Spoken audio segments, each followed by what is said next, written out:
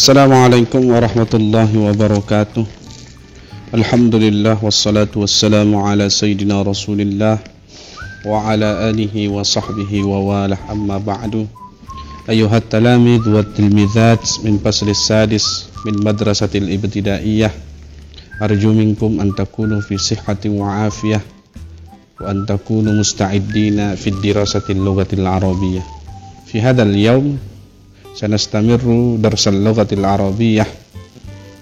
Anak-anak Bapak yang kelas 6, bagaimana kabar kalian? Mudah-mudahan kalian selalu sehat walafiat, dan harapan kami mudah-mudahan kalian selalu siap dalam belajar bahasa Arab.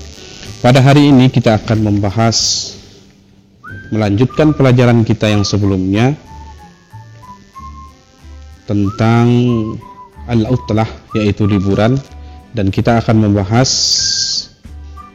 grammarnya pada hari ini tentang al-fi'lul madhi, yaitu fi'il madhi. Silahkan buka buku kalian halaman 13. Buka buku LKS halaman 13. Perhatikan sekilas info Islami di atas. Fi'il madhi ialah kata kerja yang menunjukkan terjadinya sesuatu pekerjaan atau peristiwa pada masa lampau. Misalnya, saya telah menulis, saya telah belajar, saya telah duduk, saya telah makan, saya telah minum, dan lain sebagainya. Ketika pekerjaan itu sudah dilakukan, maka kata kerja itu disebut dengan al-fi'lul madhi. Mari kita baca. Istilah fi'il madhi tersusun dari dua kata, yaitu al-fi'lu yang artinya kerja, yang artinya adalah kata kerja, kemudian al-madhi yang artinya berlalu atau lampau atau sudah lewat. Sehingga al-fi'lul madhi bisa dikatakan kata kerja yang menunjukkan makna lampau atau sudah terjadi. Jadi apapun pekerjaan yang kita lakukan ketika dia sudah terlewatkan atau sudah lampau atau sudah terjadi, maka di dalam bahasa Arab disebut al-fi'lul madhi. Baiklah anak-anak Bapak, kita akan menerapkan fi'il madhi yang digabungkan dengan pelaku. Perhatikan di sini ad-dhamir, kata ganti orang pelaku. Ya. Di sini ada ana, artinya saya. Ketika saya atau ana digabung dengan fi'il madhi, maka ana ini akan berubah menjadi tu. Contohnya dhahabtu, artinya aku telah pergi. Dhahabtu ilal madrasah, aku telah pergi ke sekolah. Jadi ana ketika bersambung dengan fi'il madhi atau kata-kata ganti saya ketika masuk ke dalam kata kerja fi'il madhi, maka dia akan berubah menjadi tu. Karena kata kerja ini asalnya dhahaba, ya, telah pergi. Ketika kita memasukkan kata aku, dia berubah menjadi tu. Dhahabtu. Dhahabtu ilal madrasah, aku telah pergi ke sekolah. Kemudian yang kedua, nahnu, artinya kami. Ketika dia bergabung dengan fi'il madhi, kami telah pergi, maka menjadi zahabna ilal madrasah, kami telah pergi ke sekolah. Akala misalnya makan, kalau kita mengatakan kami telah makan menjadi akalna. Ya, kami telah duduk, jalasna. Kami telah menulis, katabna.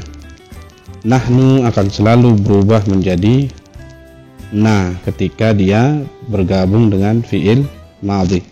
Kemudian anta, kamu laki-laki, ketika bergabung dengan fi'il madhi, maka dia berubah menjadi ta, menjadi zahabta ilal madrasah, kamu laki-laki telah pergi ke sekolah. Kita tidak bisa mengatakan zahaba anta, tidak bisa. Selalu kata-kata anta dan yang lainnya akan berubah menjadi damir muttasil namanya, damir yang akan bersambung.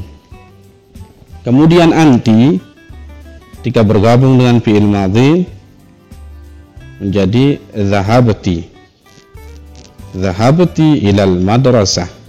Kamu perempuan telah pergi ke sekolah.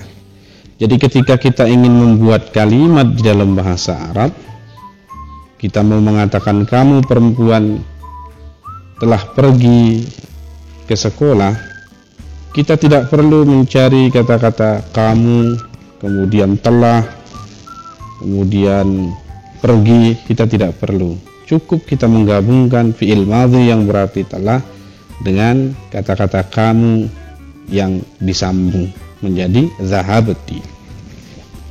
Kemudian huwa, dia laki-laki. Ketika bergabung dengan fi'il madhi, gabungannya tidak akan nampak, tapi dia tersembunyi di dalam kata fi'il madhi. Zahaba, zahaba ilal madrasah, dia laki-laki telah pergi ke sekolah. Kemudian hiya, artinya dia perempuan, ketika bergabung dengan fi'il madhi, dia hanya ditambah tak sukun, ya. Ini disebut dengan ta'ut ta'nits sakinah dalam ilmu nahwu, tak yang berbaris mati, yang menunjukkan pelakunya adalah perempuan. Zahabat ilal madrasah, dia seorang perempuan telah pergi ke sekolah. Jadi ini bedanya laki-laki dan perempuan. Kalau laki-laki tidak punya tak sukun di akhirnya, tapi kalau perempuan dia punya tak sukun di akhirnya. Dan pelakunya di sini adalah orang kedua, dia. Nah. Kemudian contoh yang lain, ya. Ini contoh yang ada pada paragraf kalimat pada minggu lalu, dan ini akan kita terapkan sekali lagi nanti. Contoh di sini ana, nahnu, anta, anti, huwa, hiya. Kita menggunakan kata qadha, ya. Ana ketika dia bergabung dengan kata qadha, qadha ini artinya menunaikan. Tapi dia ketika bergabung dengan utlah, dia diartikan menghabiskan waktu libur, ya. Qadaitul utlata fil qaryah, saya telah menghabiskan liburan di desa. Kata aku atau aku telah menghabiskan liburan di desa, kata aku diambil dari kata tu, ya. Menghabiskan ini qadha. Kemudian pelakunya kami, qadainal utlata fil qaryah, kami telah menghabiskan liburan di desa. Engkau laki-laki, qadaital utlata fil qaryah, kamu laki-laki telah menghabiskan waktu libur di desa. Kamu perempuan, qadaitil utlah fil qaryah, kamu telah menghabiskan waktu libur di desa. Kemudian kata qadha berarti dia laki-laki. Qadal utlata fil qaryah, dia laki-laki menghabiskan liburan di desa. Qadat, ini perempuan, qadatil utlah atau qadat al utlata fil qaryah, dia perempuan menghabiskan liburan di desa. Ayo berlatih soal. Sekarang kita latihan seperti yang tadi, ya. Ibla' at-taghyirat al-fi'l al-madhi fil jadwal at-tali, ya. Isilah perubahan fi'il madhi pada tabel berikut ini. Di sini ada pelakunya ana, nahnu, huwa, hiya, anta, dan anti. Kemudian fi'il madhinya adalah kataba. Di sini ana, fi'il madhi kataba akan berubah menjadi katabtu, yang artinya saya telah menulis. Kemudian kita isi kata nahnu, kita lihat di atas, kita lihat seperti tadi, dia menggunakan na ketika dia nahnu. Jadi katabna, kami telah menulis. Kemudian kalau huwa, dia tidak memiliki tambahan apa-apa seperti yang tadi, maka dia menjadi kataba, dia laki-laki telah menulis. Kemudian hiya, katabat, dia perempuan telah menulis. Anta katabta, engkau laki-laki telah menulis. Dan anti, maka tinggal kita rubah huruf ta menjadi ta yang berbaris bawah menjadi katabati, engkau perempuan telah menulis. Selanjutnya di bawah syariba di sini ya, yang artinya telah minum. Kalau kata ana, maka syariba ditambah dengan tu menjadi syaribatu. Huruf akhirnya dimatikan ditambah dengan damir muttasil atau kata ganti yang bersambung. Kalau ana, nahnu, huwa, hiya, anta, anti, ini namanya damir munfasil, kata ganti yang tidak bersambung.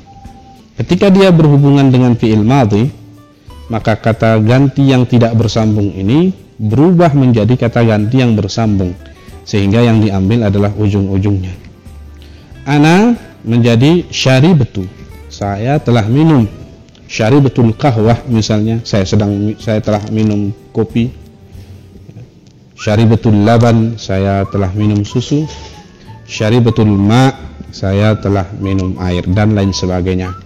Kemudian nahnu menjadi syaribna, kami telah minum.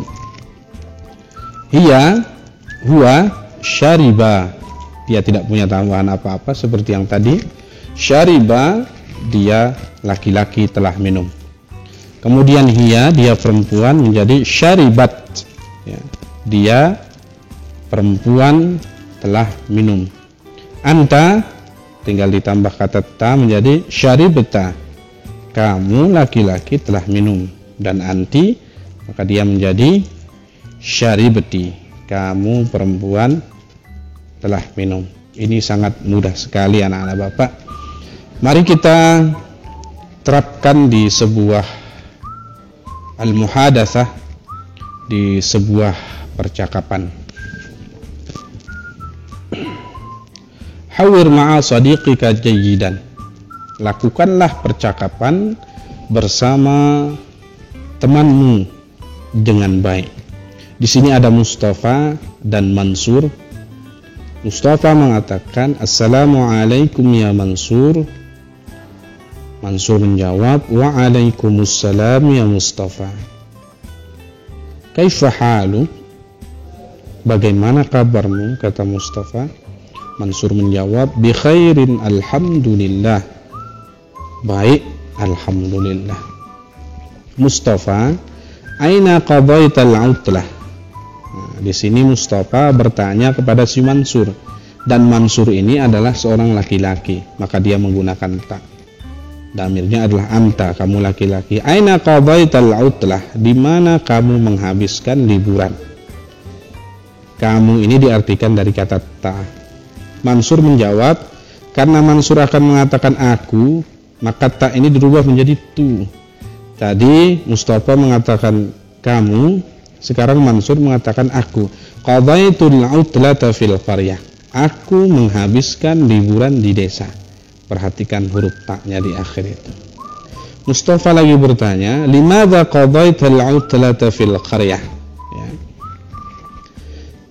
Kenapa kamu, ya.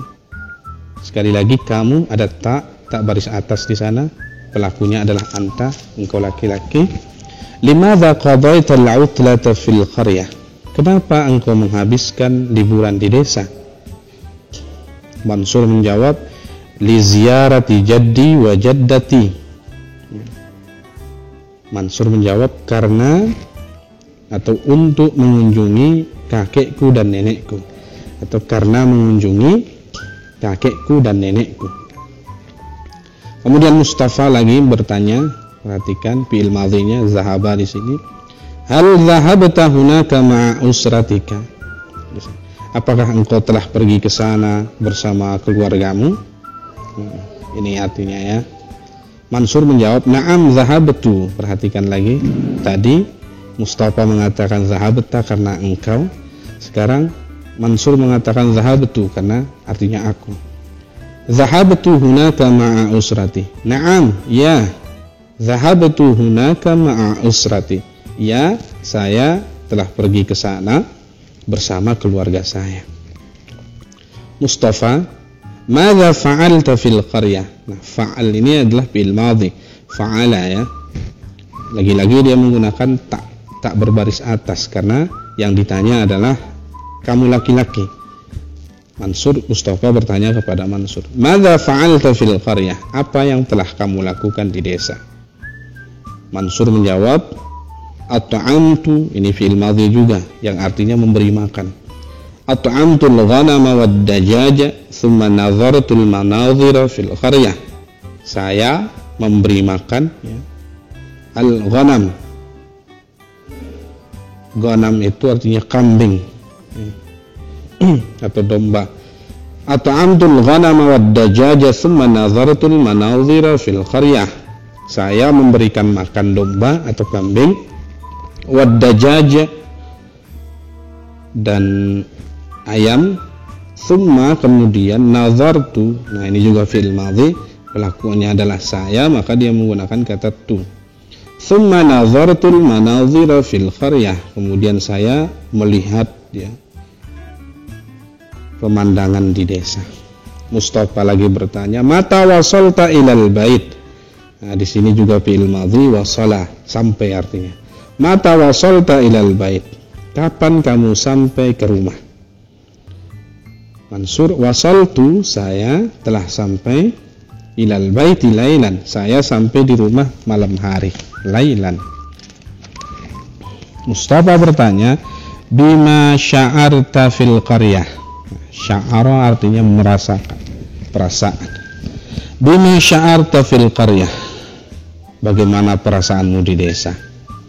Mansur menjawab, sya'artu bis surur. Perasaan saya senang, perasaan saya gembira, kata si Mansur. Sya'artu bis surur. Perasaan saya gembira, saya merasakan kegembiraan. Mustafa bertanya, isma, dengarkan. Ya.